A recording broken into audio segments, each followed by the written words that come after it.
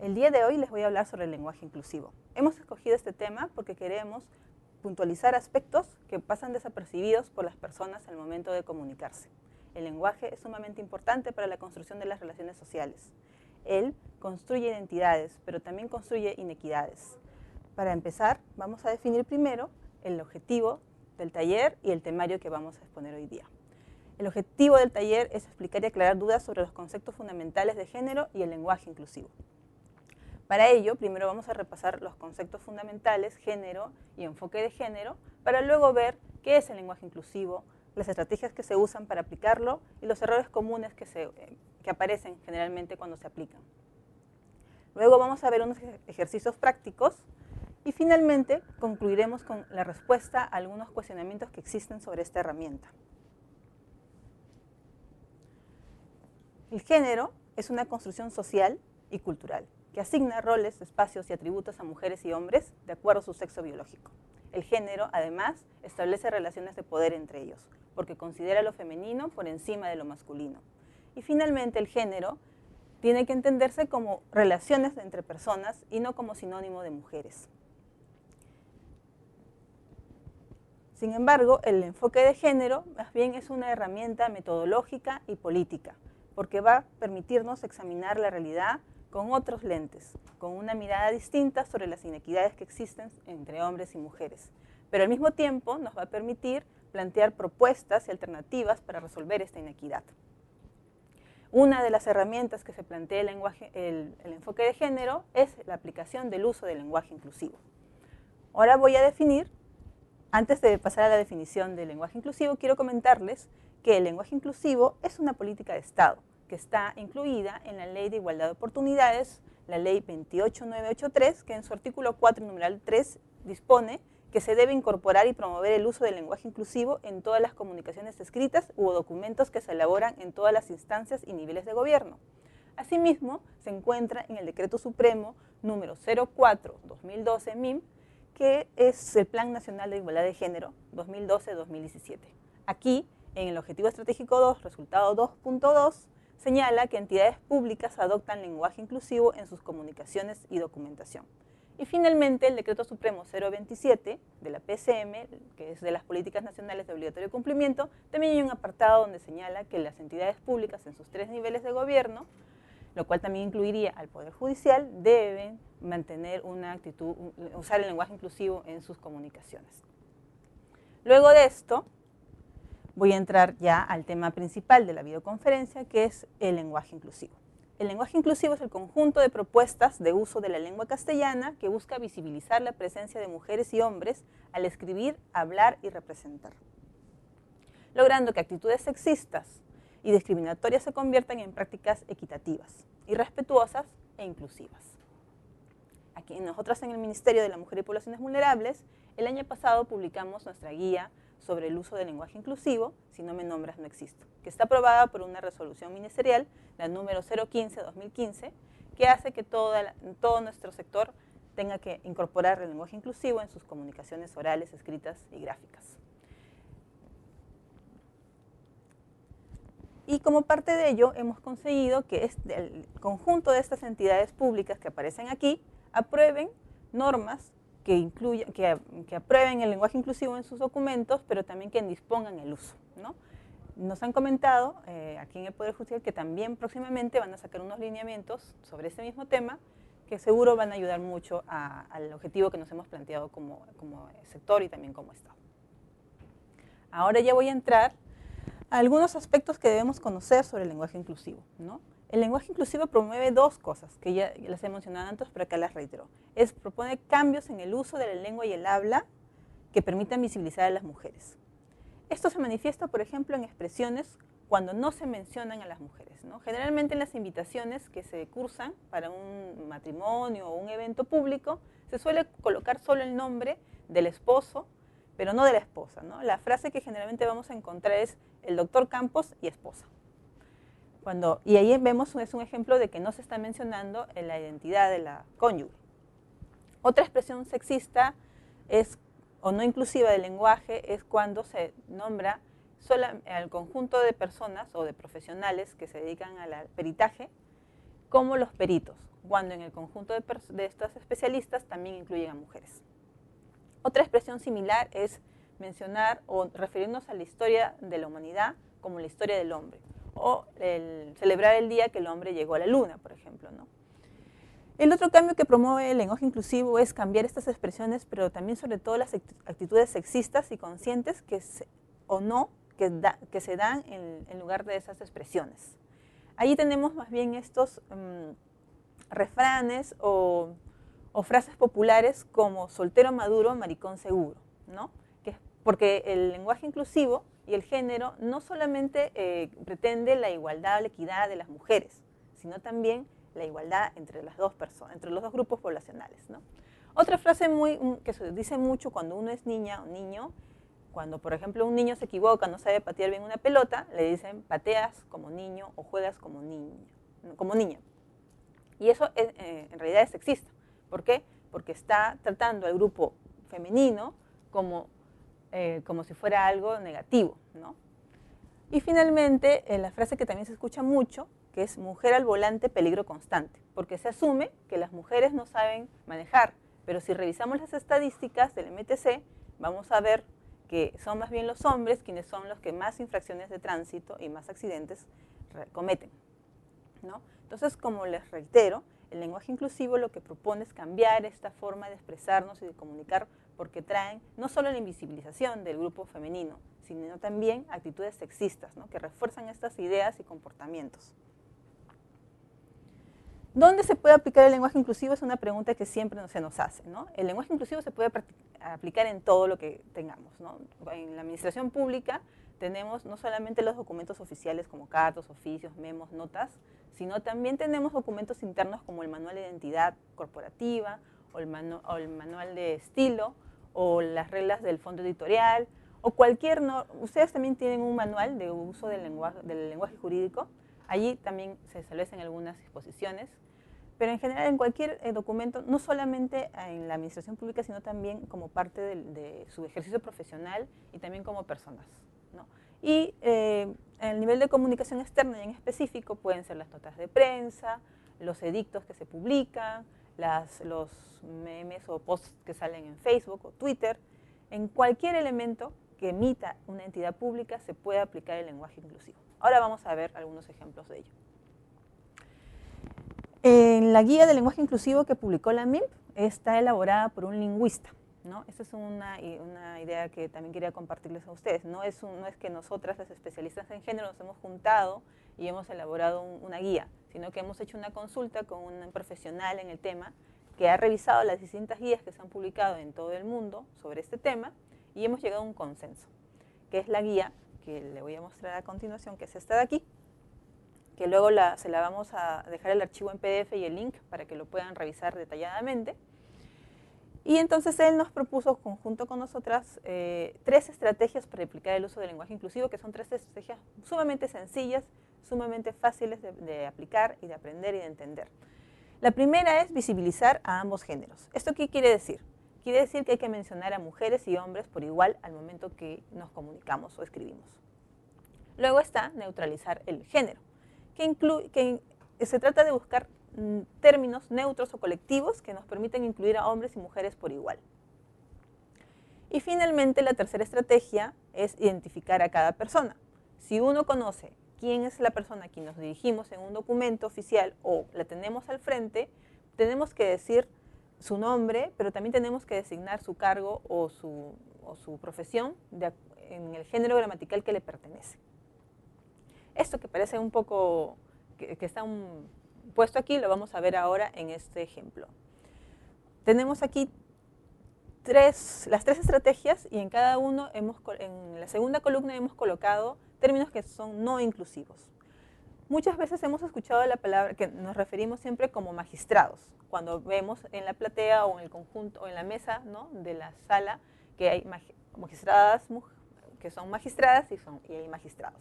Entonces aquí el término inclusivo, aplicando la primera estrategia, que es visibilizar ambos géneros, sería colocar magistrados y magistradas.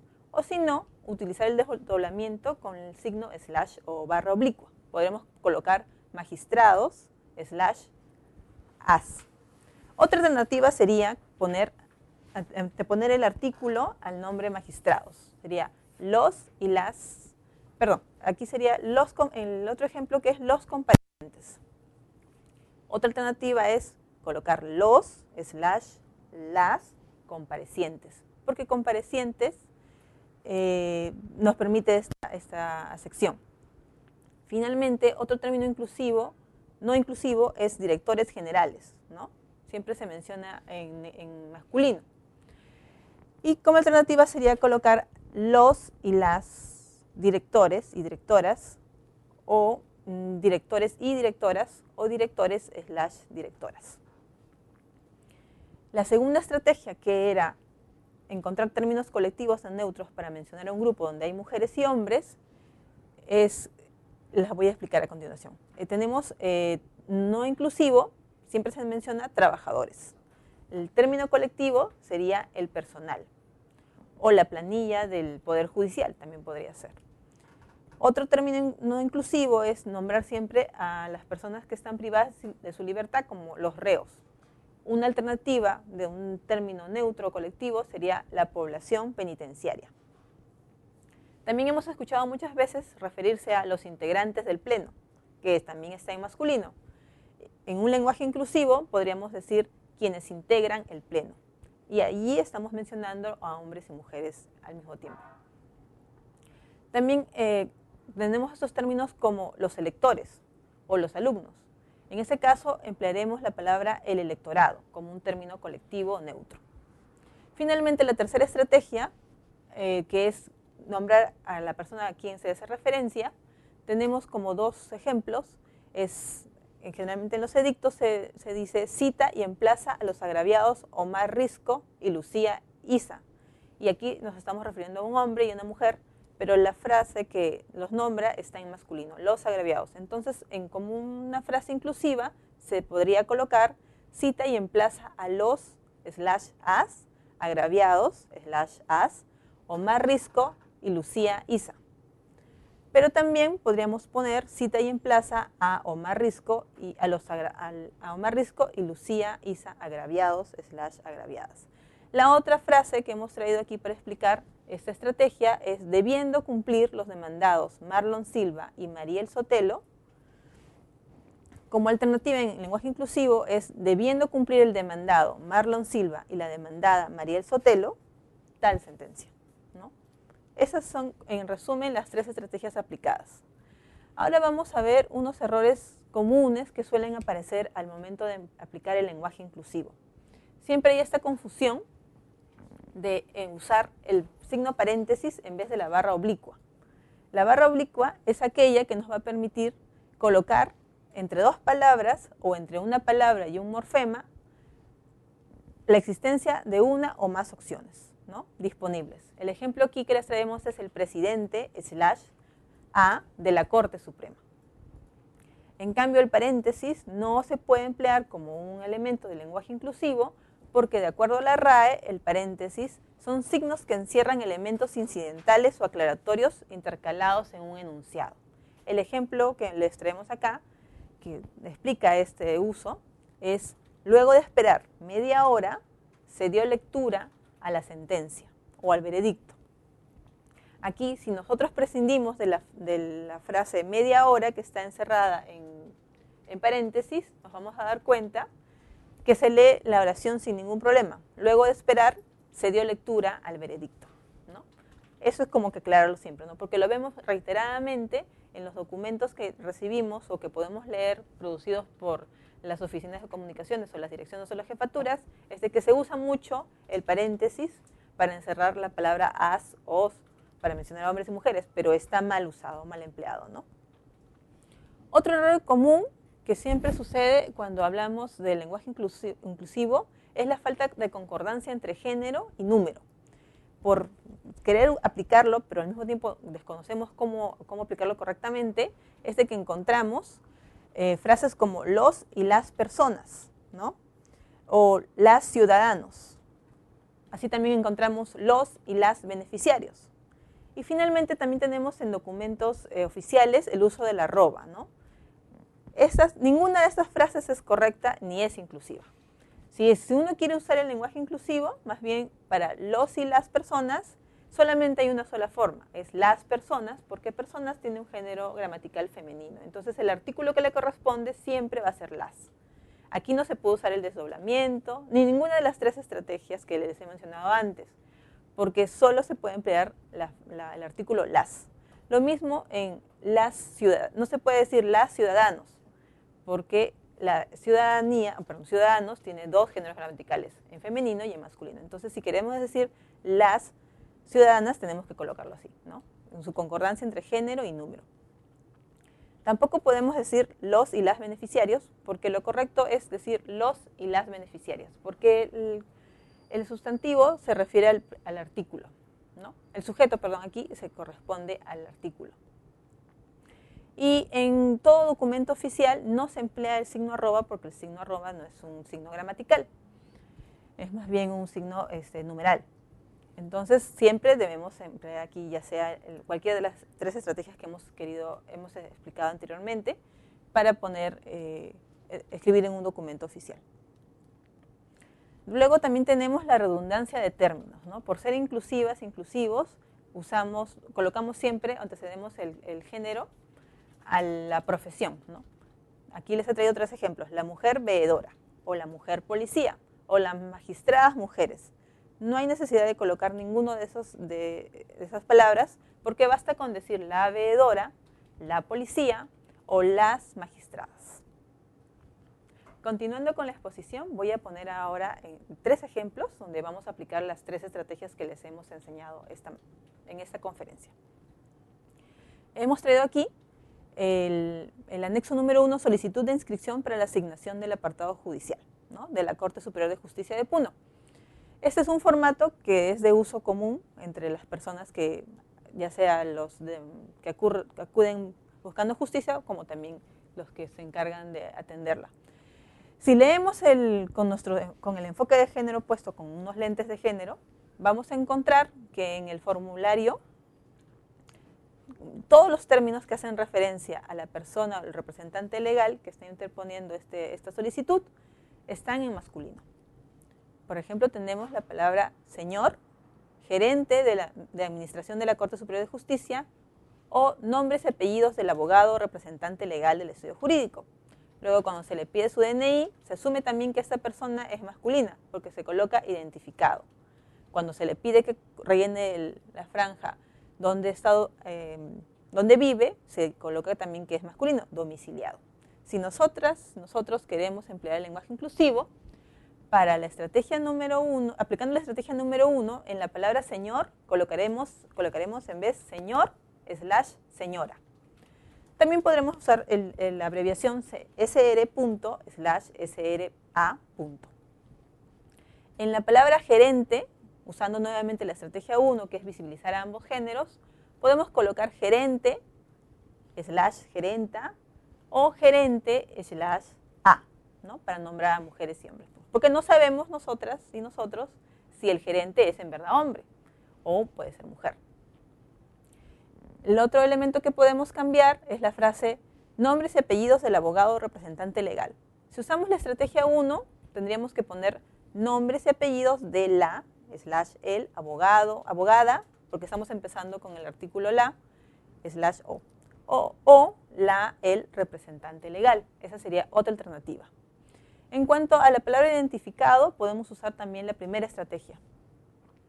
Podemos poner identificado /a. Y finalmente, en domiciliado, volveremos a usar la estrategia número 1 de visibilizar ambos géneros, ¿no? Ponemos domiciliado /a. En este ejemplo hemos visto la primera estrategia. Ahora vamos a ver la segunda estrategia aplicada. El segundo ejemplo que les traigo, vamos a poder aplicar la estrategia número 2 del lenguaje inclusivo, que se refiere a usar términos colectivos o neutros al momento de escribir, hablar o representar. En esta oportunidad, el ejemplo es un post del Facebook del Poder Judicial, cuyo párrafo está casi escrito todo con lenguaje neutro, pero al final cometen un pequeño error. Dice, la información que necesitas en un clic accede más fácil y rápidamente a través del Servicio de Jurisprudencia Nacional Sistematizada. Hasta allí no sabemos, la persona que escribió esto se está dirigiendo a cualquier persona, ¿no? Pero ¿cuándo es que usa el genérico masculino para dirigirse a la población? Cuando dice, aquí los ciudadanos podrán acceder a sentencias, resoluciones ejecutorias y otras consultas judiciales, ¿no? Y pone en la página web. ¿Por qué? ¿Cómo lo podemos cambiar? Si el error está o la frase no inclusiva está en los ciudadanos, la alternativa una sería ciudadanos y ciudadanas. Sería aquí ciudadanas y ciudadanos podrán acceder a sentencias, declaratorias, edictos y cualquier otro documento. Y la estrategia 2, que era usar términos neutros, sería aquí la ciudadanía podrá, ¿no? Esas es la estrategia aplicada en un texto muy sencillo, ¿no? Y no estamos afectando tampoco el lenguaje, ni tampoco estamos incrementando el texto, que es otra de las situaciones que se presentan.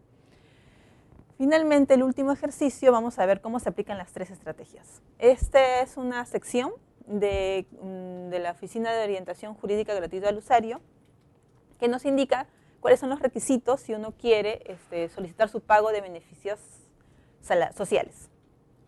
Tenemos que los requisitos son demanda firmada por el demandante y abogado, copia simple del demandante, contrato de trabajo, liquidaciones, y finalmente la cuarta es el trabajador se encuentra exonerado del pago de tasas judiciales.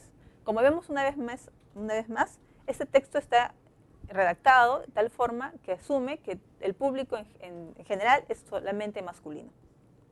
Si yo aplico el lenguaje inclusivo y sus 3 estrategias, encuentro que orientación jurídica gratuita al usuario está en masculino, lo mismo que el demandante y abogado, del demandante, el trabajador y exonerado. Si yo quiero cambiar ese texto para que sea o para que tenga lenguaje inclusivo, voy a aplicar mis 3 estrategias. En orientación jurídica gratuita al usuario, si yo uso la estrategia 2, voy a cambiarlo por orientación jurídica gratuita a la ciudadanía, ¿no? Y estoy nombrando e incluyendo a mujeres y hombres por igual. No estoy alargando el texto, ni lo estoy modificando por otro. En el demandante y abogado puede usar la estrategia 1, que es el/la demandante y su abogada/o. O también puedo usar la o el demandante y abogado/a. Demandante es un término que se aplica dependiendo del artículo, ¿no? Yo no puedo decir la demandanta porque está mal escrito, pero sí puedo decir la o el demandante. Lo mismo en la estrategia 1, en copia del DNI del demandante, puedo usar también la estrategia 1 y también puedo usar la estrategia 3, que es, puedo poner copia simple del DNI de quien demanda. Y con eso estoy usando la última estrategia, que también es muy sencilla de aplicar.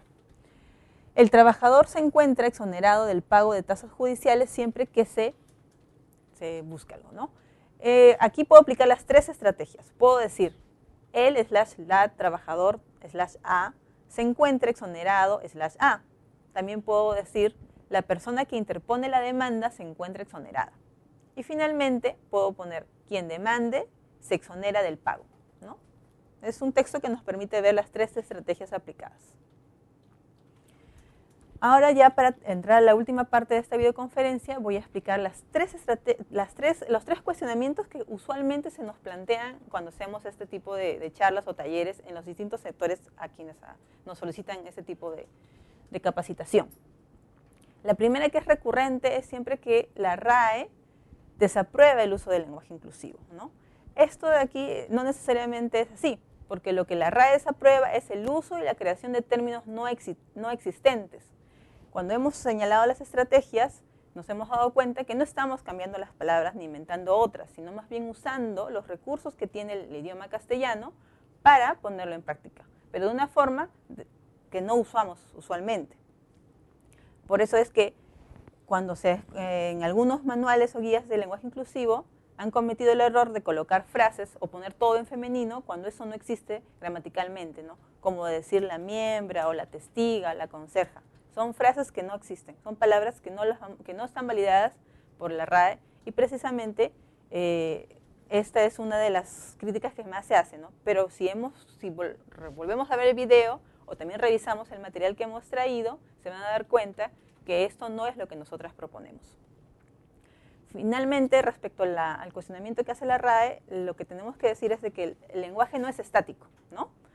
Y como no es estático, puede ser modificado y pueden ir incorporándose palabras nuevas que se adecúan al momento histórico en el que vivimos. Así como se incluyen palabras anglicanas o francesas, también se incluyen nuevas palabras. Antes solo se nombraba a las mujeres que ejercían o tenían la profesión de derecho como abogado, pero ahora es válido decir abogada, como también es válido decir jueza y decir fiscala, ¿no? Es también porque el lenguaje va a recoger estos cambios que existen. El otro cuestionamiento que siempre se reitera es de que atenta contra la gramática y destruye el uso correcto del lenguaje, ¿no? Nuevamente reiterando, nosotras decimos que definitivamente el lenguaje inclusivo no cambia la gramática, ¿no?, del castellano. Por el contrario, hace uso de estas palabras que existen, porque existen diversas opciones de usar el idioma, ¿no? Lo que no podemos hacer es de que estas palabras elegidas se transformen en frases sexistas o que vayan en contra del 50% de la población. También podemos decir que a través del lenguaje inclusivo lo que vamos a hacer es modificamos estas expresiones discriminatorias, ¿no? Como decir solamente que todo se nombre masculino. Aquí tengo un ejemplo, nuevamente recuperando las estrategias que hemos hecho, es que profesoras más profesores nos da profesorado. Es una palabra también neutra o colectiva. Y finalmente, el tercer cuestionamiento es de que cae en la repetición porque transgrede la economía lingüística. Pues no existe la palabra economía lingüística, ¿no? El lenguaje no tiene nada que ver con la economía, pero tampoco es que se puede usar ese argumento porque todo lo contrario, el lenguaje nos invita a revisarlo constantemente y más bien tiene prácticas que son, o reglas que son muy puntuales en lo que se respecta al sinónimo y a las concordancias, ¿no?, de lo que existe. Entonces, no se puede hablar de una ley de mínimo esfuerzo en el lenguaje. Y el ejemplo que les he traído aquí, que lo voy a leer y que también les pido que lo lean, es de que muchas veces se cree que el lenguaje inclusivo va a extender un texto, se va a gastar mucho papel si es que uno lo emplea. Y en esta frase, en este párrafo, lo que yo les demuestro más bien es de que si uno usa el lenguaje inclusivo puede disminuir estos textos grandes, ¿no? Porque no hay necesidad de colocar las y los o llenarnos de las barras oblicuas o slash, sino más bien es utilizar estas tres estrategias que hoy día les hemos compartido, ¿no? Lo que se cree que es el lenguaje inclusivo, es decir, los trabajadores y trabajadoras del Ministerio X están convocados y convocadas a una reunión para ser informados e informadas sobre las mejoras laborales para ellos y ellas, firmadas por las y los representantes sindicales. Eso es un mal uso del lenguaje inclusivo, ¿no? Un uso adecuado del lenguaje inclusivo con las tres estrategias sería más bien, esto que son 3 líneas, yo lo puedo resumir en 2. Y puedo decir lo mismo que dije hace un momento, de una forma más concreta y sencilla, ¿no? El personal del Ministerio X está convocado a una reunión informativa sobre las condiciones laborales aceptadas por los sindicatos. Y con eso estoy usando el lenguaje inclusivo. Entonces, con esto doy por concluida la videoconferencia. Voy a agradecer nuevamente al Poder Judicial por la invitación y les quiero reiterar de que nuestra Dirección General de Transversalización del Enfoque de Género está a su disposición para atender cualquier duda o consulta. Tenemos estos 2 instrumentos, que es la Guía del Lenguaje Inclusivo y el folleto, que es su versión amigable. Ambos documentos los tenemos en PDF, pueden entrar a nuestra página web, pero también los vamos a dejar con las personas aquí que se encargan de la conferencia para que puedan compartir con ellos tanto la presentación como los PDFs de las guías, ¿no? Muchas gracias y eso sería todo.